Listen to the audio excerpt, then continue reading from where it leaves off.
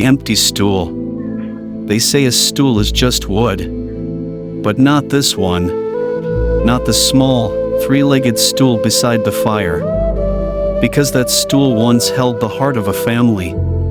Mama Aoife sat on it every evening, grinding pepper, roasting yam, singing old lullabies nobody remembered teaching her. She had 7 children, raised them alone after death stole her husband one rainy night. No money, no help, just the stool, the fire, and her will to keep breathing. She never asked for pity, never begged.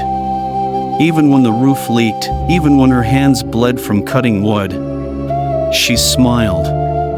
Every child knew. When Mama sat on that stool, everything felt safe. It was more than wood. It was her throne. It was home. But time passed. The first son, Chigozie, ran off to Lagos.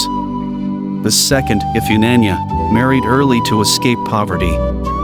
One by one, they left, promising to send money, promising to call. But promises don't fill empty pots. Still, Mama waited. Every morning, she lit the fire. Every night, she sat by it, listening. To crickets. To silence. Then came the harmattan that changed everything.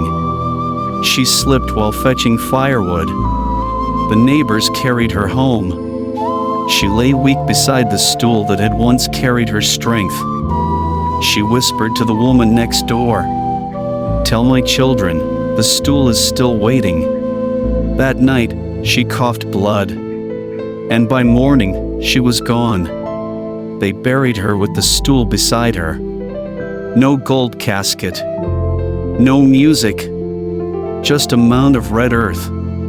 A wooden cross. And an old stool standing watch. 3 weeks later, a jeep pulled into the village. Chigozie stepped out, smelling of cologne and city noise.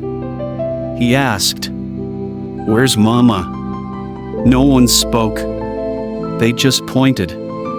He found the grave, kneeled beside the stool, touched it like it was holy, and wept.